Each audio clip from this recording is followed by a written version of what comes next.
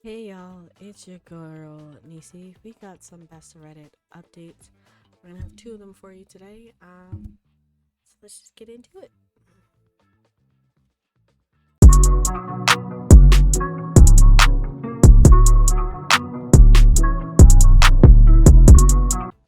Our first best of Reddit update is I proposed and my girlfriend said yes on the condition I get her a different ring first. Plus 2 year update. Okay. Let's hopefully it works out for you. Okay, we're not even gonna read the trigger warning. We're gonna be I don't actually read the trigger warning. Homophobia, infidelity, entitlement. Okay. So the relationship didn't work. Cool. Let's keep going. I proposed and my girlfriend said yes, on the condition I get her a different ring first. Before I, 28 female, proposed, I spent lots of time looking online in stores for the nicest ring I could afford, and I ended up with a 1 carat Asher solitaire. Okay. My girlfriend, 29 female, doesn't like the ring and wants a different one. All the ones she showed me are bigger and more expensive than I can afford. She said she'll accept my proposal if I give her a different ring, and it can be a do-over because she said she was also a little disappointed I proposed at home and didn't do anything special. Truthfully, I'm kind of hurt that she cares so much about having a bigger and expensive ring. I want her to be happy and have the ring she likes, but she's so fixated on how small my original one was, and I really don't feel great about it. Honestly, my heart broke when she said no. Edit. As I said in my post, her complaint about the ring is that the diamond is too small. For all the proposal, I recreated the exact meal she cooked for me on our second date, proposed on our balcony with candles around us and her favorite scent. I hope this answers the question. What, bruh?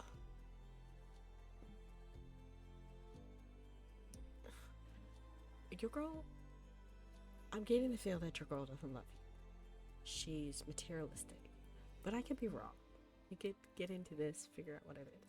Because if you truly love the person, the rock size don't matter. Like, look at this. Look at this baby. It's not huge, but I love it. My husband thought of me, thought of what I liked. I'm sorry. No. No. It couldn't be me. But on to the first update. I told my girlfriend if she prefers a different style of ring than the one I got her, I could get her a different ring because obviously I want her to love the ring she would wear every day. I'd either keep the original ring as my engagement ring because she made it clear she isn't getting me one herself, or I could return it and put the money towards her new ring. The ring I had bought, the 1 carat Asher, I'm sorry if I'm saying it wrong, I don't speak rings, solitaire, was the biggest one I could afford. Her complaint that it was so small, and the other rings she showed me examples of what she wanted were more expensive than I could afford. I admitted it led to a few arguments because everything was above the amount I told her I couldn't afford. She suggested I get a temporary side job to save more money. I said it would take me a couple of years to save for what she wants, but she says if I love her, I'll find a way. I'm not opposed to another ring, but we're on opposite sides regarding the budget. Mm? Uh, we're gonna tick right here for me to come back to this. The proposal, me recreating the meal she cooked for me not long after we started dating and having candles she likes on the balcony, was also not what she wanted. She wants a public proposal, and I misunderstood when she said she wanted something special. She didn't say public, and I didn't infer it. Now we're both aware that what she wants at least. I just want to thank everybody for the support and the nice thoughts. I haven't decided if I'm going to keep the original ring and wear it as my engagement ring yet, or return it because it will barely make a dent in the amount my girlfriend wants for her ring. I don't even know how or if I am going to save for another ring. Truthfully, this whole thing has put a damper on the idea of being engaged for the time being. Thanks again, everybody. Okay.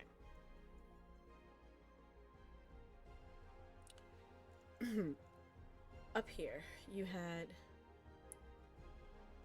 your levels of commitment to the relationship should be equal. The conversation about what you can afford and what she wants are two different things. Her want for her ring to be whatever it is more than you can afford, then she doesn't understand that you're putting all of the thought process, the ideas into what she wants. But she's so worried about the ring size and not the emotions that went behind purchasing that particular ring, loving you, spending time with you, taking the time to cook and to make sure the dinner that you had, it might not have been exactly what she wanted, but it was special. It was something that you did, you recreated, you took the time and effort to do. And I'm sorry that she doesn't appreciate that. And yes, you can always do the public proposal, but if that's not intimate for you, I think you guys are on separate pages in two separate places. I think you really need to reconsider the relationship. It sounds like your girlfriend, as semi materialistic as she seems, is more worried of how she appears than the actual relationship. And you are more committed to the relationship and thought of something special for her, and she doesn't appreciate it. I hope you find someone who appreciates the hard work and effort that you go through. I really think you should return the ring and focus on your relationship and seeing if that actually is going to last versus getting married and you guys not on the same page. But that's just what I think. Okay, you have a new update. Okay. The backstory: when I, 30 female, decided to propose to my girlfriend, I bought her the nicest ring I could afford. It was 1 carat Asher cut solitaire. When I proposed, I recreated the meal we had on our second date, proposed on the balcony with some candles around her. My girlfriend responded saying that she could only marry me if I bought her a different ring. All the examples she showed me were much bigger and more expensive than I could afford. She had told me she accepted my proposal if I gave her a different ring, and my proposal would be a do-over because she said she was disappointed on how I proposed at home. She didn't like the proposal or the ring. The update is that I was trying to communicate with her and find a solution because how much I love her. She was the one I wanted to spend my life with. We did have some arguments, and she suggested I get a second job to afford a better ring. She said I misunderstood when she said she wanted a special proposal because what I did wasn't special. 2 red flags on the field. Boom, boom. I had decided to keep the ring to be my ring because I was unable to return it and would have lost money if I sold it. I was trying to find a solution, and my girlfriend was making suggestions. I thought we would work it out, but about 6 months after my last post, my girlfriend left me for a colleague. She said the affair started after I proposed. Last I heard, they were still together and either were traveling over in the United States. When my girlfriend left me, she took most of our things. I had to start my life pretty much. It was difficult. My family stopped talking to me when I started dating women. They didn't support the same-sex relationship. I did receive a lot of support in both my posts, but there was a lot of negativity as well. The majority of the messages I got were negative too. Many people missed that I'm a woman even though I said it in my post. I received many comments and messages about how men don't understand how important their ring and their proposal are to women. Even those who did not mistake me for a man said that my proposal was low effort and the ring was terrible. My proposal was cut out for being terrible, and most of the messages I got mirrored the comments I got about putting more effort and being a better partner. Pause. Okay. Nope. We're pausing for a second because, again, I don't think ring size should matter, but we're gonna see what this looks like. Oh, that's a what? That's a beautiful ring. That's a plenty decent sized ring. Your girl, that affair started long before your relationship. She wanted to make some money off of you. That is a beautiful ring. F your fiance, ex-fiance. Anyways, I went to look it up because ain't no way. Those are beautiful. That's a beautiful ring, and I can't even. That's just disrespectful.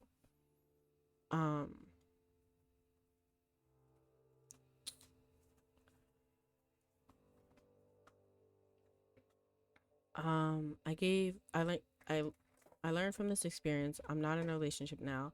If I ever do find someone, I'll make an effort to be a better partner. I don't want to post one more update. Thank you to people who posted nice things. To say I learned from this experience and have taken heart comments and messages about being a better partner. In all honesty, I don't think you are a bad partner. I think people just don't understand that everyone has their own interests, their own wants, their own needs. And I think that you and your partner, from seeing what was there, weren't compatible. And it is what it is. At the end of the day, it is. Okay, guys, on to our next best of Reddit update. We have, am I wrong in supporting my cousin in divorcing his wife because she got pregnant by a sperm donor without his consent? Okay, mood spoiler is everyone sucks here. And the content warning is infidelity to people who shouldn't be parents, even of one kid. Okay. My cousin, 35 male, and his wife, 36 female, found out 6 years ago that he was not very fertile. Nearly 2 weeks after they found out she got pregnant with his baby, he has heavily implied that he checked the paternity in secret, but never outright said it. So they have a daughter. His wife wanted more kids, and he does too. But the miracle wasn't happening again. They tried IVF for 2 years, but with no avail.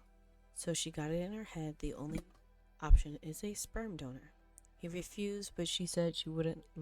He refused, but she wouldn't let it go. So he made a boundary that she's not allowed to bring it up. She went ahead and got pregnant with a sperm donor anyways. Effed up thing is, she's a stay-at-home mom, so she's on his insurance. So his insurance paid for it. She confessed it all to him, and he went mental. Threw some things, not at her, and the police was called, probably by a neighbor, not sure, but definitely not by his wife. And he was not arrested because she told him he didn't touch her, but he was advised to go somewhere else for the night. He went back to his parents. He has not returned or even talked to her. She's been withholding his daughter from him officially because his violent outbursts, but what she really wants is for him to come home. He is refusing. He has filed a petition for a divorce in court and for custody. He will probably get custody, but it's going to be a long process. His wife tried to tell him, through friends, that she wants him to have his daughter, but he needs to agree to therapy with her so she will know she will be alright with him. She's also saying that she is sorry and not to give up on his family for her mistake. My cousin refuses to even talk to anyone who tries to play messenger for his wife. His parents are generally distressed because she is also withholding their grandchild and telling him to rethink things. He's not budging. I personally had my ex leave state when she was pregnant, and I still got custody by just moving to that state. He's in way better position legally, and she just can't take his daughter away if he just listened to his lawyer. So I think his fears are unfounded. I talked to him on the phone, and he told me that he would rather lose his daughter than negotiate or talk to his wife in any way. I can't help but be impressed by his mutually assured destruction strategy. Problem is, I'm the only one who thinks he's right fully. People are on his side but want him to come to the table and talk things through. He says there's nothing to talk about. Okay. First things first. He has the right to be upset. Absolutely, 100%. His wife betrayed him on an emotional level by crossing a boundary, and then disrespected him by going against his wishes and bringing another man's child into his life. Now, if for somehow, some way, she didn't tell him that she went and got a sperm donor, he would have been raising somebody else's kid. So there's so many boundaries that were crossed, so many lines that are drawn. And I think that at the end of the day, he has the right to be upset. And he wants a divorce. Great. But his daughter, the one that's already his, confirmed, all of that stuff, his daughter is going to pay the price because he doesn't want to come to the table. I understand he's 100% right. No contest. But he needs to be a better person, not for him, but for his daughter. That's my only take on this. Otherwise, he's 100% right. I'd stick by him. Good luck on that. Relevant comments. Uh, Necessary Habit said he can and will get at least partial custody of his daughter, and he should absolutely try. He needs a good lawyer. As far as the involuntary sperm donor baby, he can contest paternity, but you are not wrong. How can anyone support a woman sneaking into a sperm shop behind her husband's back, then weaponizing the child they have together for power and control? See? Comments speculate how the wife was able to get to the procedure done without the husband's signature. Jonas just mentioned, so presumably it was a clinic, not some Facebook donor. See, that makes sense. And at the end of the day, regardless how she got the sperm, it's disrespectful because he said no. Fun Organization said, no, it's not the 50s. I did use a sperm donor. You won't sign consents until you're ordered the sample. It has nothing to do with the procedure and everything to do with presumed paternity. In all 50 states, a man is automatically the father during marriage when a child is conceived. He can contest paternity, but given that he agreed to IVF, the court may decline to remove him in the interest of the child. They may not see it as a different than IVF and believe that he was in the agreement and has changed his mind. The law on child support is the best interest of the child and not required to be fair. It's also up to the provider what their policy is. She's not having her gallbladder removed. She's having a completely voluntary, non-required procedure. If you want frustration, look up how hard it is to get a non-medically necessary hysterectomy. It's so difficult that there is a list of doctors that will because most won't, or they require spousal consent. He may even have legal action against the clinic if he didn't consent. He may have unwittingly agreed during the IVF paperwork. If this is true, he needs a lawyer yesterday. As Brown said, I'm a lesbian, and even my wife had to sign a donor consent form. No peace story is exactly the reason for that. Curious to see how the wife got around this. Hey, update 12 days later. Before we get to the update, this man, I hope he lawyered up. And I hope he gets a paternity test for this baby. And I hope that he goes and says, we were doing IVF, but when that stopped working, she brought up sperm donor, and I said no. I was cool with the IVF because IVF, in a lot of cases, is using my sperm and directly implanting the egg and see if the egg is volatile. Is the egg working, that type of thing.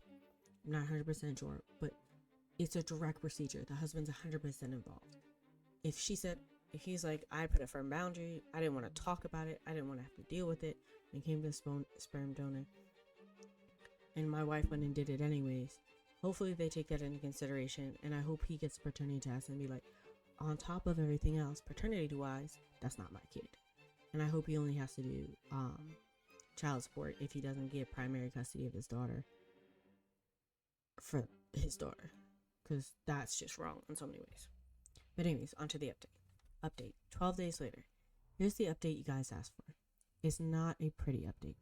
My cousin has been cheating with a woman, we don't know how old she is, with his wife for 2 years. Around that time they started IVF. He's claimed that it was a very stressful time for him because he felt like he was being judged by his wife, and you could feel her disappointment in him. This is his reason for cheating. I don't buy it as an excuse. There are other better ways to deal with whatever he was dealing with. Good for you. I like that you see wrong from right. So she was wrong for doing sperm and he was wrong for cheating. Great. I'm glad you see both sides. It came to light because his mistress found out that she was 13 weeks pregnant.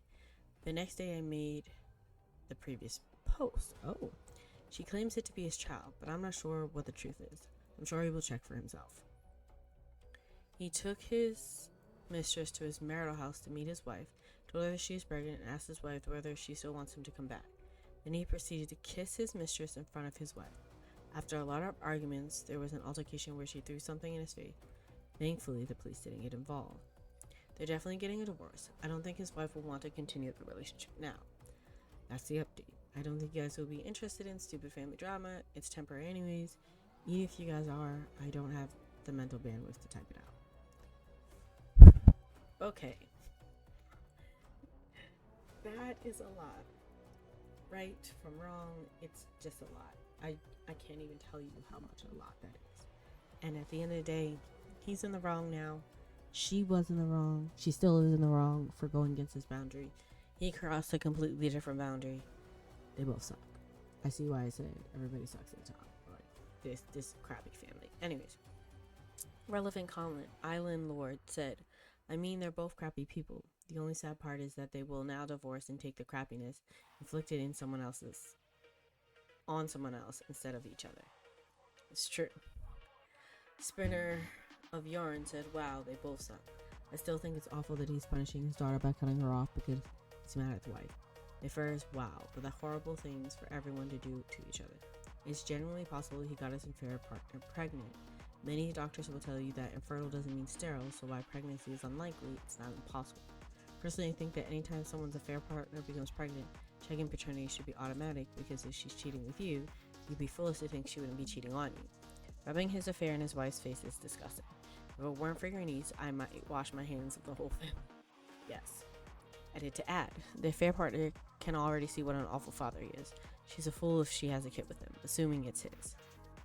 Here's how I see things planning out. He divorces his wives, marry his mistress, assuming she's actually pregnant with his child.